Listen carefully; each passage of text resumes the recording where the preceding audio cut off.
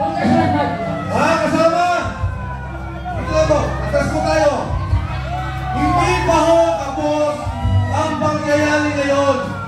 Una mo sa lahat, pasalamatan natin si Senator Amy Marcos sa kanyang mga sinampit na pananalita. Nananawagan po kami sa lahat ng ating mga babayan na malapit dito na pumunta, makiisa, makibahagi sa ating pakipaglaban. At yung binanggit ni General Bokis, ang ating pong mga opisyales sa Armed Forces of the Philippines, ang ating pong mga opisyales sa kapulisan, ang ating pong simbahan katoliko, ang ating mga kababayan, wala na po tayong kulay, dilaw, pink, pula, verde, basta na isa po tayo, laban to ng sambayang Pilipino.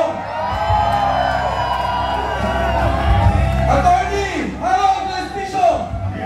Attorney!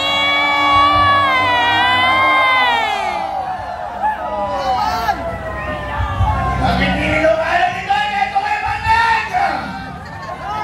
Meron pa mga ilungalan dito! Meron! Meron pa mga ilungalan dito! Meron! Ako si Atty. Harold Castillo! Totoong Ilocano!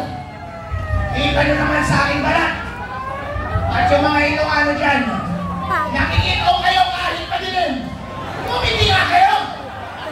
Yan! Ang sabi nila, meron daw solid north! Ako na mismo ang nagsasabi sa inyo! Ang solid north! Narito na sa EDSA!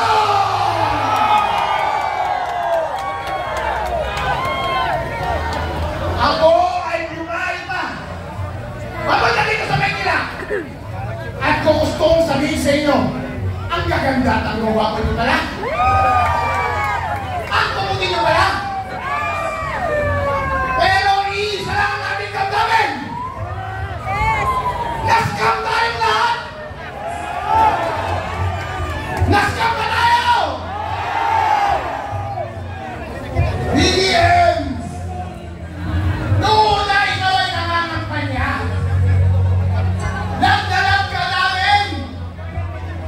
Dahil sa mga ibabalik mo ang dignidad ng mga Ilocano! Ilang dekada kami ay nahihiya dahil kapag sabihing Ilocano, sino ang marinig ko ng politiko na malakas na galing konti? Marcos! At ilang mahabang panahon kahihiyan ang aming dinadala! Kaya nung ikaw ay bumalik, binigyan mo kami ng pag-asa! Noon yun, nagbulag-bulagan kami kung ano man ang naging pagkukulang ng iyong pamilya. Hindi namin pinansin dahil inisip namin siguro hindi na lang gagawin ito. Siguro hindi na lang gagawin yung ginawa ng tatay niya. E medyo magaling magsalita ng una, hindi ba? Napaka-articulate. Kaya lahat ng mga Ilocano sumama sa kanya. Pero hindi na kinayain. Sabi nga ni Ivy kanina, nag-tractorin pala! Ako ay doon! Kaya pala, pagkatapos mong manalo, hindi ka na namin marinig yung lakas ng iyong hila, ng lakas ng iyong politika. Biglang nawala nung ikaw ay kumupuna. Sino ang aming nakikita mo ka? Si Tapalos Los! Hindi ka nagsuportahan namin! Lahat ng ginawa nila! Lahat ng ginawa nila! Puro magkalakaw! Anong nararamdaman namin? Eh, di nakakahiya! Ano ba ang ginawa mo sa kapwa mo Ilocano? Ako Ilocano ako. Lahat ng nakikita kong pagkakamali ng iyong gobyerno linalabas ko sa social media. Ano ang ginawa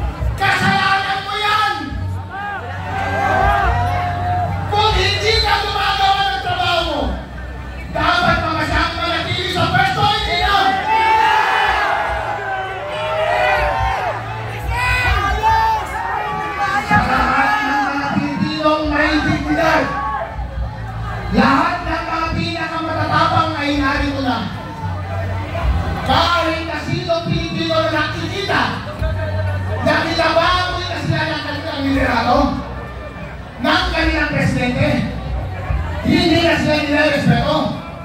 Kahit pareho pa kayo ng salita, kahit pareho pa kayo ng mainin, pero kung ikaw ay ganapalang tulak, ayaw ka na namin! Ayaw na namin!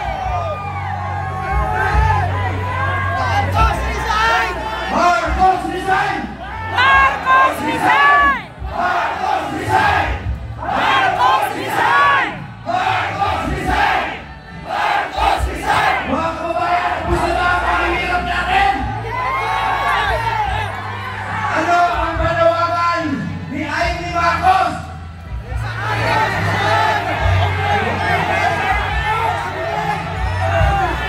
Uwi ka na uwa! Uwi ka! Sabihin ni Amy, umalis ka na dyan. Tandaan nyo, sinabi ko sa inyo, ang national problem ng bansang ito ay si Lisa Marcos. Diba? Sinabi ni Amy, pagkasalan mo na yan, akala niya magbago. Para silang dalawa, tandem sa cooking. Ngayon, ito 100 billion na in-insert nila sa budget. Tinatanong nila, bakit kailangan mag-insert kung pwede mo namang ipasok sa National Expenditure Program? Simple lang ang sagot.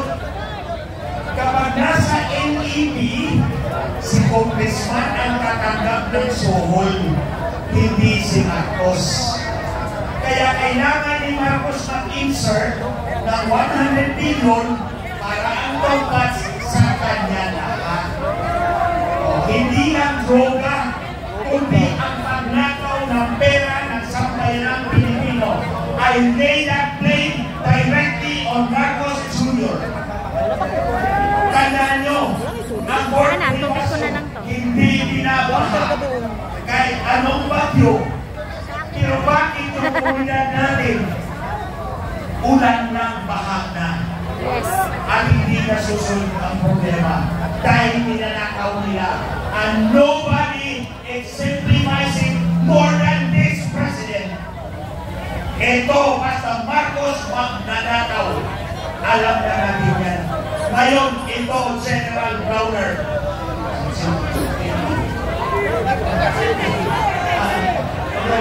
Chief PNP, kayo, Natalis, General Natalis, alam nyo na, nagkakalit yung Pangulo, susunod pa ba kayo sa kanya?